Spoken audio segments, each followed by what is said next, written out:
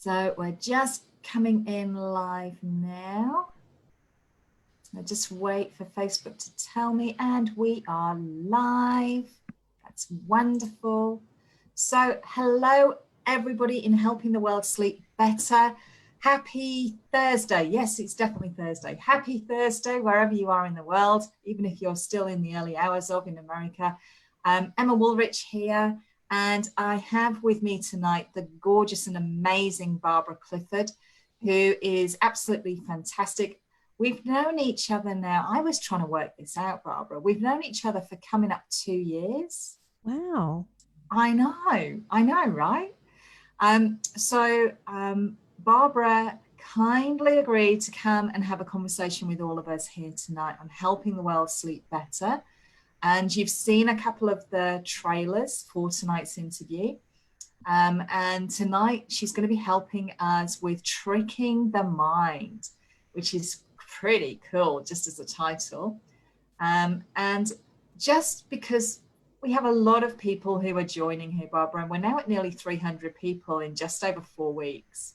So it's a really hot topic across the globe right now. So for everybody who's coming and joining us live, we don't have anybody right now, but that's cool. I know that you're all running home from whatever you're doing. As soon as you start popping in, just pop your name, say hi, wave to us both, and then I can let Barbara know who's joined us. And if you're watching this afterwards, just pop in #replay, and any of your questions, either for myself or Barbara or both of us, then just tag us so we don't miss your comment. We would hate to do that. Because the group is super interactive, there is a lot going on in there, and we definitely want to make sure that we come back and loop back to any questions that you've had, or additionally to just say thank you to you if you've really enjoyed it. So before we go into the interview, I think it's just appropriate. I mean, I know Barbara in a very different capacity, but I think this is really important to just share with everybody here, Barbara, all of your beautiful things that you do and why you're coming to talk to us tonight about helping us sleep better. So Barbara Clifford assists busy working women. Now, that doesn't mean that men in this group are excluded. Her tips will work just as well for any gender to minimize stress and maximize time. She spent over 20 years working in stressful and time-precious industries such as film, hospitality, and marketing, whilst also juggling responsibilities managing her family, business, and career development. She's a personal coach, an educator, a columnist, and an enrichment speaker for P&O Cruises, which is, we were just talking, she should be on a cruise right now. She lives up in the Northern Territory, up in Alice Springs. So in Australia, that's one of the first places in Australia that's going to actually be lifted restrictions. So I think Barbara is probably equipped more than most people in Australia who can talk about the transition and how that's going to be impacting a lot of us as well. So Barbara, thank you so much for agreeing to come and have a chat with us this evening. It's really lovely to see you. Before we go into the interview, can you just share with all of us here, when we talk about tricking the mind, what does that mean to you? Why did you get into that side of things in your whole expertise and background? I guess it's about when I was studying with the Stress Management Institute, I learned a lot about the science of stress and why it is that we feel a certain way. And quite often when we're given advice and strategies around how to respond to stress, some people would find them flaky or touchy-feely. Like, for example, people saying to us, just breathe, calm down. But when you can actually understand the science behind why your body is responding a certain way, you then feel a little bit more informed to act accordingly. And we typically do that in life anyway. If we've got a headache, we'll put a cold pack on, or and understanding what's going on in our body, it helps us to be able to respond accordingly. So what I found really interesting studying the modern science around stress is that there's actually scientific evidence of changing the way we think actually changes the way our body responds, and particularly how it responds to stress. So this is why you can actually, by tricking your brain, you can change the hormonal response in your body. And so this is where it can, quite often it's stress, which I can talk about in a moment, but it's stress that can stop us from sleeping. So I'm going to share with you what you can do to trick your brain to produce certain hormones to help you to go to sleep. And now I see the segue, because obviously you're all about reducing stress and maximizing time for your clients. Yes. And so not being able to sleep is quite often a side effect of stress. And there's a strong correlation. And my methodology of working with people is finding really simple tools and strategies, and understanding why certain thinking and certain processes actually work, because sometimes they seem so simple that we go, you disregard it. And Yeah, like with crystals, people go, oh, it's just a rock. Do you know what I mean? that's right. There's so much more to, when you understand it, there's so much more to it. Yeah. We do have somebody watching us right now. So if you'd like to pop a comment in, if you've got any questions about anything that Barbara's been sharing with us so far, if you already have tools and techniques that you use yourself for minimizing your own stress, please share away. We'll see if Barbara has heard of those, or whether she said yes. And if you just do this, imagine what else could happen. How cool would that be? So Barbara, over to you. Okay. This is completely yours. Go wherever you want to. The next 10 minutes or so is yours. Use me as you need to. If you need a practical demo, just instruct and I will execute. Alrighty. So most of us have had in our life a smoke alarm in the kitchen that goes off when you burn toast. Have you had one of those? Absolutely. And you say to the smoke alarm, oh my goodness, smoke alarm, it's not an emergency. It's just toast burning. Just relax, calm down, right? So in our brain, there is a piece of our brain which has, as we've evolved as humans, that hasn't changed very much. It's a very primal part of our brain called the amygdala. And the amygdala, most people you've heard of the amygdala? Yeah. So the amygdala, I explain that to people to understand it and simplify it, is like a smoke alarm. It's very primal. It's very hot and cold, black and white. So when we experience stress, the amygdala is going up, firing off and releasing hormones for us to respond to a threat. So back in the old days, a threat was a dinosaur going to eat us, or it's a crocodile jumping out to attack us. And so the amygdala goes and sets off cortisol into our system to get our body to fire up into action. And it's called, part of that is the autonomic nervous system. It just happens without us realizing what's going on. And so it's a sympathetic response. So it means that our body will produce adrenaline, so that our muscles will fire up and engage so that we can run or fight the threat. It will hardwire our brain to activate quickly and respond with the ninja moves. It will shut down the things that our body doesn't need to do in that moment. The things we don't need to do is digest food or eat. We don't need to reproduce, and we certainly don't need to sleep. So cortisol is pumping into our system in those moments. The thing is, in the modern world, a threat to our well-being is completely different. Have you ever, Emma, lost your mobile phone or lost your wallet, your purse? like left it on a bus or dropped I'm it. just going to the last time I had something like that. Yes, for a moment, I had a temporary, oh my gosh, where is my card, when I was in the UK with my dad last Yeah, year. And yeah. it was in my rucksack. It was where I expected it to be. But for that moment when it wasn't there, it was like, Or when yeah, you're traveling and you can't find your passport, yes. those are they are threats to our well-being. That's and Mm. so cortisol. So it's not the crocodile anymore. It's things like I can't connect to the internet, or I'm about to do a Facebook live and my internet's inconsistent, or they're the things that will pump the cortisol into our system. And if we are doing too much, if there's too much of that happening, we have an overproduction of cortisol. And if we are doing things stressful before bedtime, the cortisol is still sitting in our system. And so it Mm. can be really hard. That's one thing that can stop us from sleeping at night if there's too much cortisol in our system. What How do we recognize that, Barbara? What a, does cortisol feel like?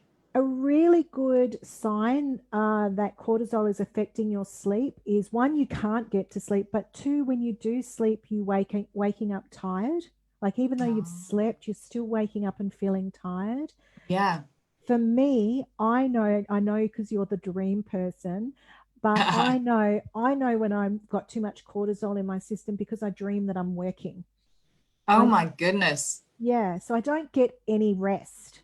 So I'm No. stressed in my You're sleep. 24/7 woman. Yeah, exactly. Exactly. So this Wow. is where we need to trick our brain. This is what we need to do.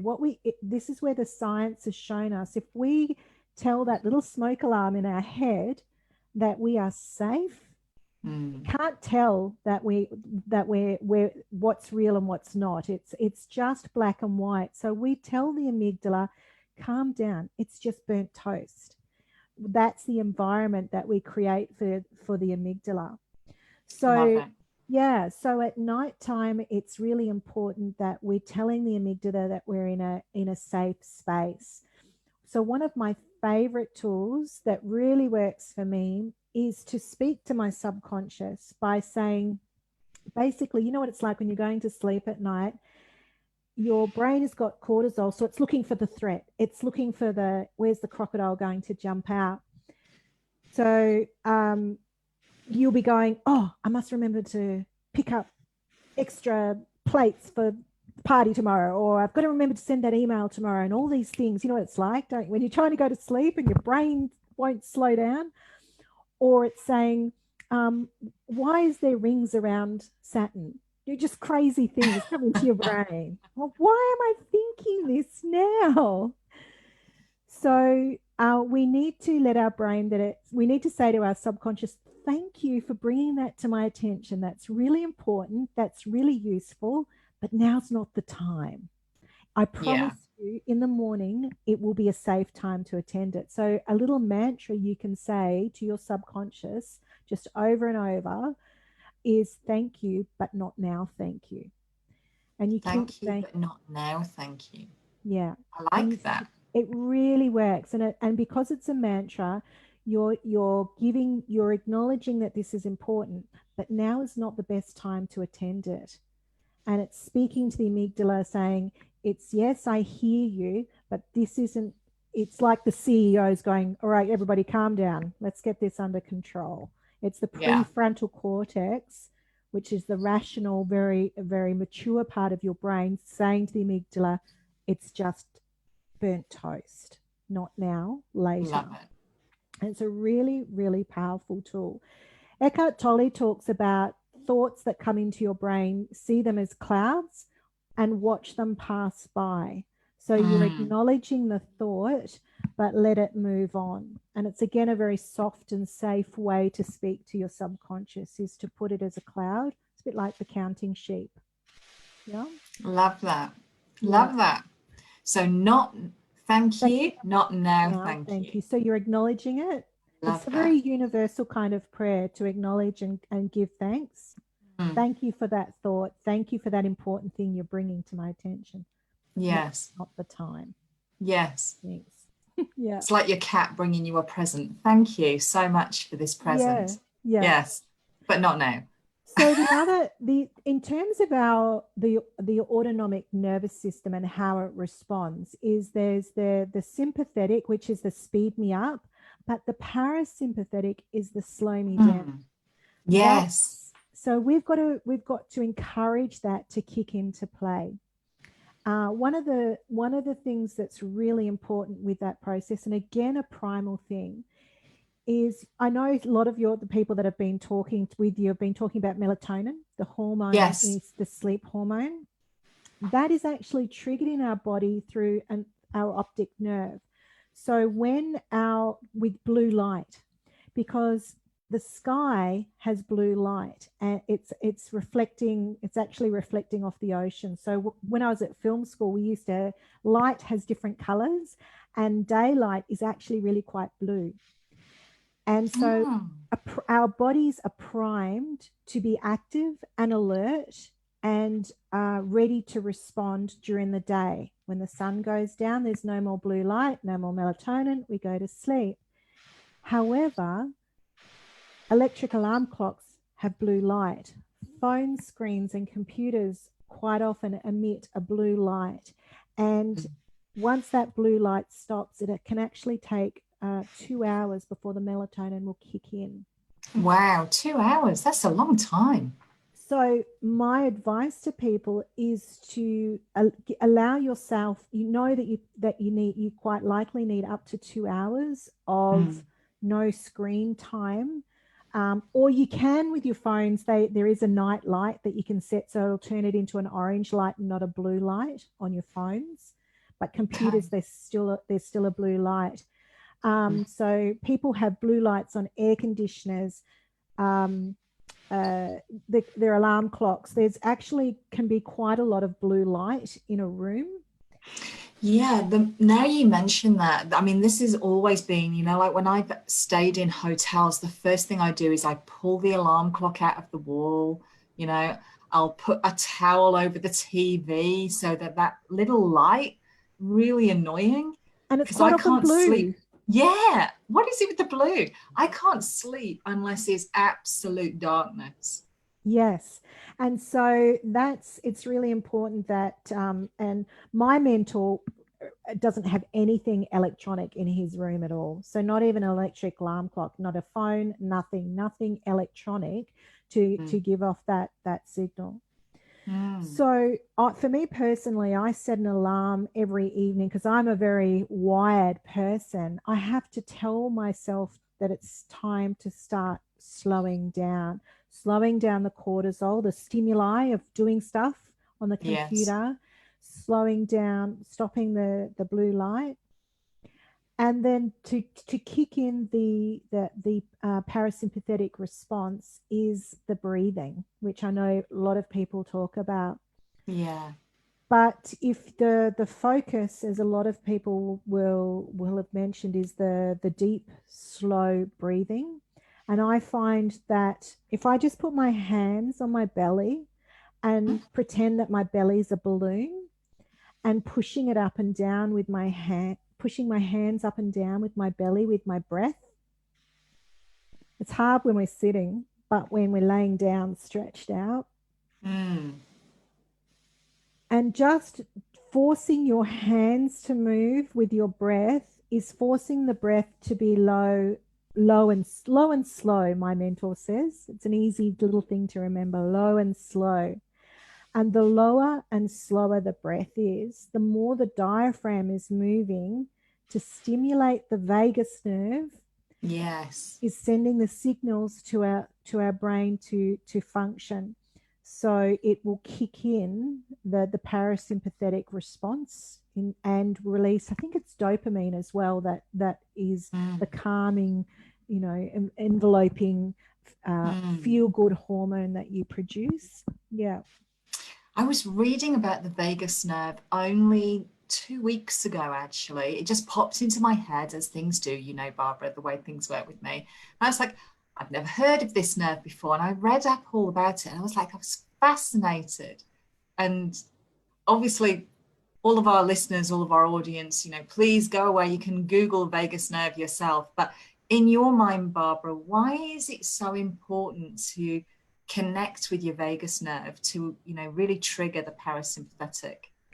Because my understanding from the study that I've done is because it is like the vagus nerve is sending the signals to all your vital organs. So and this is where the correlation comes between gut and mind. It's because it's the vagus nerve is very connected to the gut as well as the brain, and all of the vital organs. So it's kind of keep putting them into an alignment. Yes. And it's like the chakra energy path. This is kind of the science behind that. It's sending that signal through your body, and it's just aligning them. And so that's why there's that correlate. There's so much correlation now in science that's showing us the connection between gut and brain, and talking about the gut brain. And we've known it. We've got it in our language. My gut tells me. My gut instinct. That's right.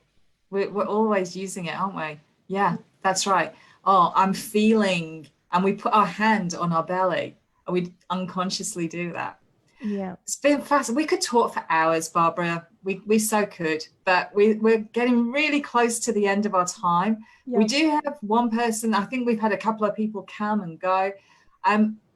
All I'll say is let's summarize the amazing tips that you've given us today. I just love that. Thank you, but not now. Thank you. I just love that. That's so beautiful. I only need to say it the once, right? You can, for me, if every time a thought comes into my head, and and it helps me to stop overthinking and rethinking it. Yeah. Yeah, I love that. So we're ditching cortisol we're just prefrontal cortex is telling the amygdala, everything's chilled. We've got this. We're in control. It's all good. There's no threats here. Yeah, there's no threats here. Move on. Nothing to see here. Move on. Take your fire extinguisher. And then we move into really triggering the parasympathetic, and we're doing that. And we can do that in a number of ways. I love the Eckhart Tolle one that you talked about with the cloud. Allow the thought, watch the thought, and just let it go. Like counting sheep. And then the breathing. Let's have the belly going up and down like a big balloon under your hands. I love that. Love it. And remove all the blue out of your bedroom. Yeah. Okay. Amazing hints and tips. Thank you so much for coming on, Barbara. It's been lovely talking to you. Thank you. Thanks for allowing me to come into the group. Yeah. And I look forward to seeing all the other videos as well. Yes. And remember, everybody, Barbara, she works directly with women, minimizing stress and maximizing time. So if that's something that appeals to you, then just tag Barbara in the comment below, and I'm sure that you can connect and have a conversation. Okay, until we talk again, Barbara, let's not leave it so long next time. Yeah, I miss you. Bye-bye. Yeah, yes, Bye. virtual hug. Bye.